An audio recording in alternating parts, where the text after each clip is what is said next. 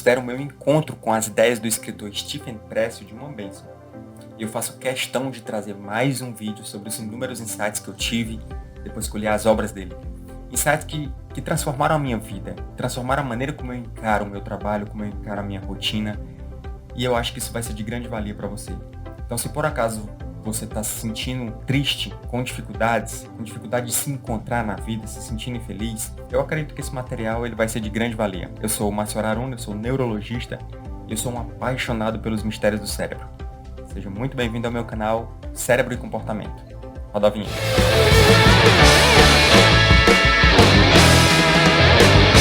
Bom, no livro Como Superar os Limites Internos, o Stephen Pressfield ele nos presenteia com uma enxurrada de filosofia de vida, a qual, como ele mesmo deixa bem claro, essas ideias serviram de guia para a sua trajetória pessoal. Ele ficou muito tempo, gente, descontente com a vida dele. Isso é algo inerente do ser humano. O Pressfield ele tentava se encontrar, tentava seguir o seu propósito, persistia em vários outros empregos, até que depois ele teve um estalo, ele teve uma percepção, um insight. E ele percebeu que havia um inimigo o impedindo de enxergar o que estava bem diante dos seus olhos. Esse inimigo a gente vai falar nesse vídeo. Depois que o Pressfield teve esse insight, teve essa percepção, esse verdadeiro eureka, ele renovou as suas forças e começou a seguir o seu sonho de ser escritor, que era o propósito dele. Nessa empreitada de autodescoberta, o autor ele ganhou sabedoria e experiência. E ele compartilha esses ensinamentos de uma maneira muito simples nas suas obras. Logo nas primeiras páginas do livro Como Superar os Limites Internos, o autor ele nos traz uma reflexão que tem o poder de dar uma chacoalhada assim, nos nossos ombros, clamando a gente para que a gente abra os olhos para o que verdadeiramente importa. Ele diz assim, abre aspas, a maioria de nós tem duas vidas, a que vivemos e a que permanece dentro de nós não vivida, fecha aspas. De fato, cada ser humano é único, insubstituível, e tem vários vídeos nesse canal falando de maneira neurocientífica essa verdade absoluta. Cada um de nós veio a este mundo equipado com um pacotinho de dons e de talentos e inclinações que são únicas, muito peculiar de cada ser humano. Alguns de nós nascem com uma voz incrível e se enveredam para a música. Outros crescem alimentando uma veia mais criativa e acabam se tornando escritores, artistas. Tem aqueles que ficam encantados com os mistérios do universo e se dedicam às ciências. O fato é que dentro de nós existe uma vozinha que destila sinais de uma missão a ser cumprida. Quando essa voz ela é ouvida e a pessoa ela se encontra com esse destino profético, a vida ela flui em uma outra sintonia, produzindo obras que se eternizam na história da humanidade. O que seria de Beethoven se por acaso ele não tivesse ouvido essa voz interior? Será que ele teria terminado os dias afogando a sua infelicidade no alcoolismo? Bom, isso aí a gente nunca vai saber. Mas uma coisa eu posso ter certeza. Se por acaso isso tivesse acontecido, a gente não teria a Quinta Sinfonia de Beethoven. O seu recado ele não teria sido dado ao mundo. Beethoven foi o que foi porque ele seguia o seu propósito de vida. Ele fez desse seu propósito, o seu ofício, o seu trabalho. Agora vem cá, fazer aqui uma reflexão. Quantos Beethovens poderiam ter existido se não fosse dada tanta importância à voz do medo, à voz do receio de ousar, ou mesmo da preguiça em se dedicar, da preguiça em persistir, do medo, do receio de persistir.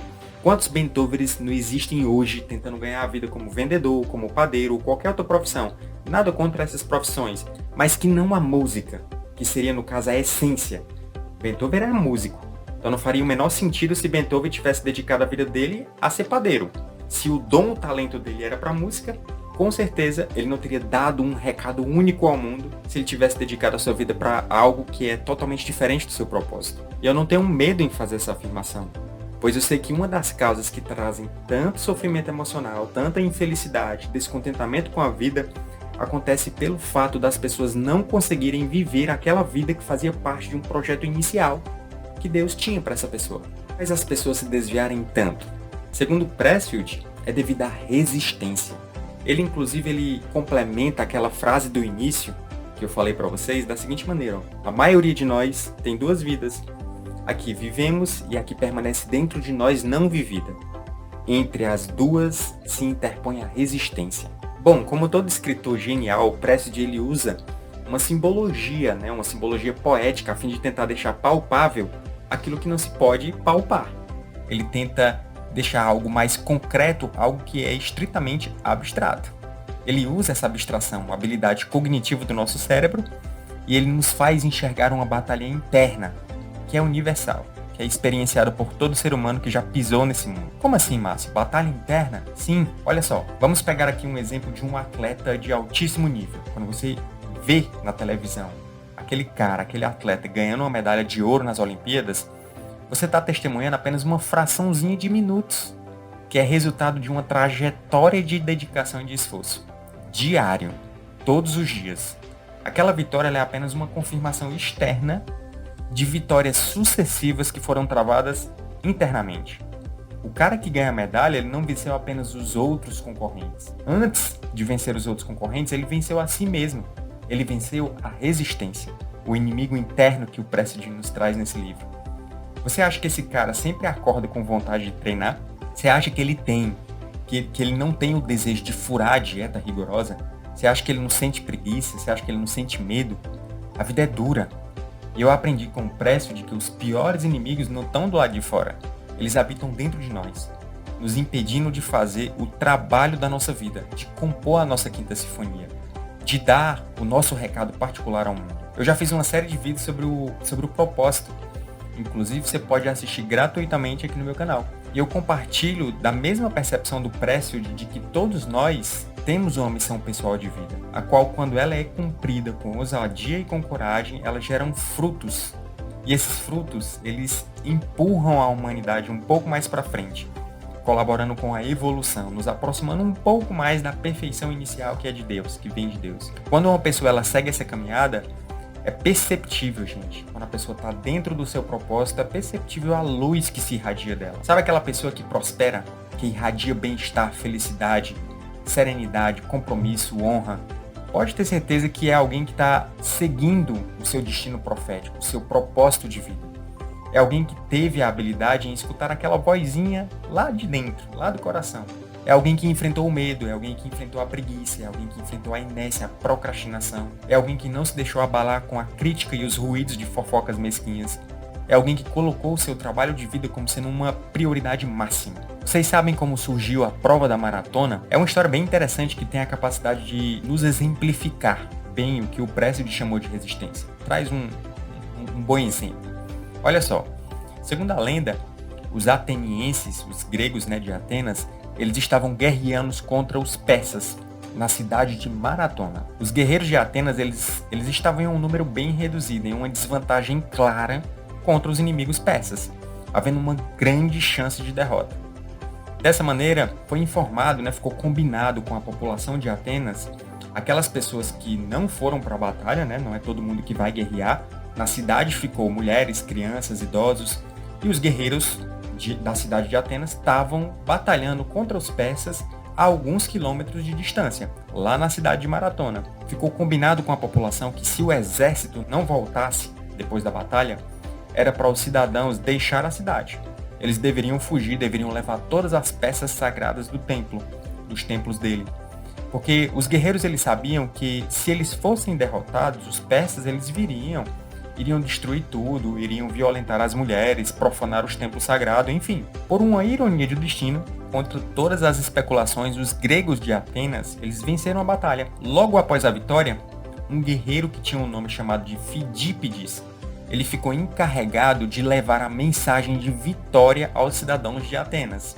Ele teria, no caso, que sair correndo os 42 quilômetros o mais rápido possível. Era a distância exatamente entre a cidade de Maratona e a cidade de Atenas. Porque caso ele demorasse muito, as pessoas iriam se retirar da cidade, levando todos os objetos sagrados. Fidípides aceitou a missão e seguiu determinado rumo à cidade grega de Atenas. E ele não parou um segundo sequer para descansar. Assim que ele chegou, muito ofegante e exausto, ele falou uma palavra e morreu. Isso é uma lenda, tá, gente? Não sei dizer se isso realmente é verdade, mas isso é uma lenda muito conhecida. Sabe qual foi a palavra que o Fidípides falou? Vencemos. Olha a palavra que ele escolheu. Ele tinha um recado para ser dado. O Fidípides recebeu a missão da sua vida e ele cumpriu com honra. E ele escolheu a palavra mais correta, porque se ele tivesse falado qualquer outra palavra, talvez os atenienses eles não tivessem entendido. Depois de batalhar, depois de passar por uma batalha, passar por uma corrida de 42 quilômetros, o Fidípides tinha apenas uma palavra para escolher para poder cumprir com aquela sua missão. E ele cumpriu de maneira honrosa. Eu imagino que esse guerreiro, ele tenha travado uma batalha mental ao longo desses 42 quilômetros. O corpo dele pedindo para parar, mas a mente focada em cumprir o seu destino. Ele lutou contra a dor, ele lutou contra o cansaço. E ao chegar em Atenas, ele deu seu recado. Ele venceu a resistência. Ele deu seu recado ao mundo. E até hoje, nós repetimos essa história. Inclusive, foi assim que surgiu a história da prova da maratona, celebrada no mundo inteiro. Qual o recado que você veio dar ao mundo? O Presfield, ele afirma que existem muitos escritores que não escrevem, muitos pintores que não pintam, muitos empreendedores que não empreendem. Ele diz que se uma pessoa ela ouve a voz do coração apontando para um propósito e não está mais próximo desse sonho hoje do que esteve ontem, então essa pessoa está completamente dominada pela resistência, dominada por aquele inimigo interno que tem dentro de todos nós. Até quando se deve adiar os nossos sonhos? Só até amanhã? Para o Presfield, a procrastinação ela é uma das roupagens que a resistência veste a fim de nos ludibriar. Quando isso vira um hábito, gente, quando a procrastinação, o adiamento vira um hábito, o adiar deixa de ser só até amanhã e vira um adiamento da vida inteira. Ele desafia o leitor com a seguinte frase, que eu acho fantástica. Você acha que a resistência não existe? Ela vai enterrar você. Olha só, gente, como é forte isso. Como vocês sabem, eu sou médico. Eu já vi muitas histórias dentro dos hospitais. Dentre essas várias histórias, as que mais me impactaram, as que mais me trouxeram mais elevação e sabedoria, foram as que me colocaram em contato direto com a morte. Conversar com uma pessoa que está morrendo é um momento muito sagrado. Aquela pessoa, ela sabe que ela tem pouco tempo. Então ela destila palavras que surgem de alguma região muito sublime da sua alma. É semelhante à história do Fidípides, que em apenas uma palavra ele conseguiu verbalizar o seu recado. Um certo dia eu estava acompanhando um senhorzinho na enfermaria de cuidados paliativos, e ele estava nos últimos dias de vida, e ele tinha consciência disso. Quando eu cheguei para examinar ele segurou meu braço, olhou nos meus olhos e disse assim: meu filho, não faça como eu, tenha coragem de enfrentar a vida. Essa frase ela martela na minha mente até hoje. Aquilo era muito mais do que uma frase, era uma transferência de aprendizado. Aquele senhorzinho, ele finalmente estava percebendo que a resistência ela se vence com coragem. Ele talvez tenha passado a vida inteira sendo ludibriada por essa resistência, por esse inimigo interno. Porém, no último minuto, ele finalmente compreende que a sua história ela poderia ter sido bem diferente caso ele tivesse enfrentado seus demônios internos. E como se fosse um sopro divino, ele transfere essa sabedoria para mim. É como se ele tivesse dito assim: meu filho, não se entregue à covardia, não se entregue à preguiça, aos vícios, ao medo. Tenha coragem, essa batalha ela é só sua, ninguém vai lutar por você. Teve um período da minha vida em que eu experimentei sofrimento emocional. Foi um período bem difícil. E ao longo do processo de autodescoberta, eu percebi que tal sofrimento aconteceu no momento em que eu perdi de vista o propósito da minha existência. Eu estava vivendo um dia após o outro, como se fosse um robô, atribuindo uma importância primordial para coisas que não correspondiam com o meu destino profético. Eu estava sendo ludibriado pela resistência. Após algum tempo, com o aflorar natural da maturidade, sempre que vem a dor, depois da dor vem a maturidade, A gente só cresce na dor. Eu reorganizei a minha rotina e eu passei a priorizar aquela vida que não estava sendo vivida como sendo a vida que deveria ser vivida. E isso, por si só essa decisão já me incutiu com a felicidade. Percebi logo de cara que essa seria apenas o início de uma longa jornada. No entanto, agora eu sabia contra quem eu estava lutando.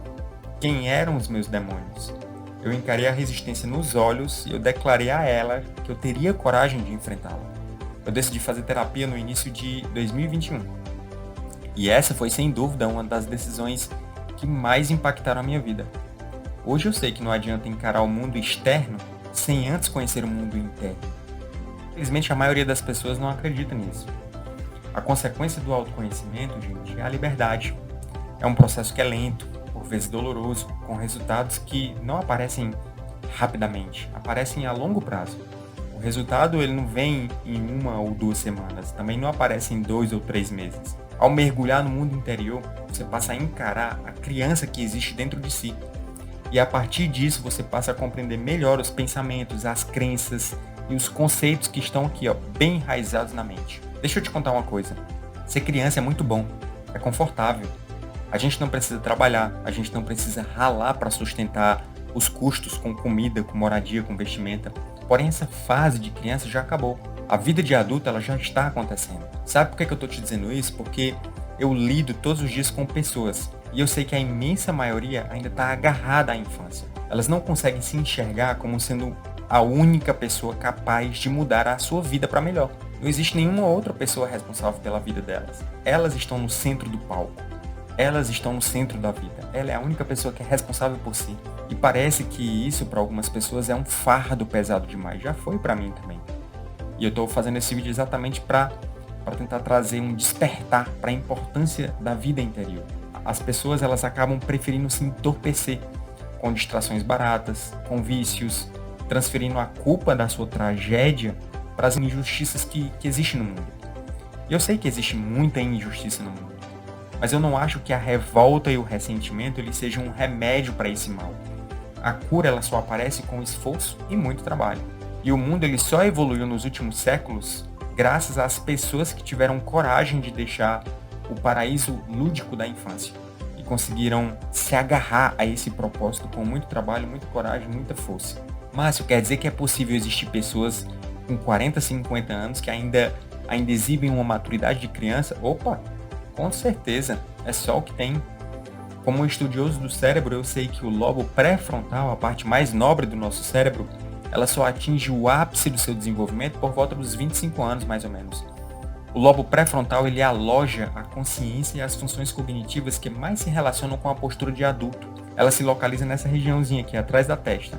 E perceba que existe um vasto maquinário neuronal que não faz parte da nossa consciência em si. Todos esses neurônios, eles se moldaram à sua história de vida, absorvendo traumas, crenças, que acabam por influenciar esse seu eu consciente, como se fosse uma lente de contato que filtra as informações ao seu redor e te faz perceber o mundo de uma maneira muito peculiar, uma maneira como só você percebe. Vamos falar através de exemplos, fica mais fácil. Imagina uma pessoa que sofreu bullying na infância. Sempre que essa pessoa ela passar em frente a uma escola, o seu filtro vai fazer a consciência dela sentir uma espécie de aversão por aquele ambiente. É apenas uma escola. Porém, devido ao trauma da infância, aquele prédio, ele muda o significado. Ele deixa de ser um local de aprendizado e educação para ser um inferno de tortura e humilhação. E tudo isso acontece graças ao aprendizado traumático que essa pessoa teve na infância. E esse aprendizado traumático modela o cérebro, modela as partes mais profundas do cérebro. Existe um processo que a gente chama de neuroplasticidade. O cérebro daquela pessoa está moldado àquela maneira. Agora imagine uma outra situação.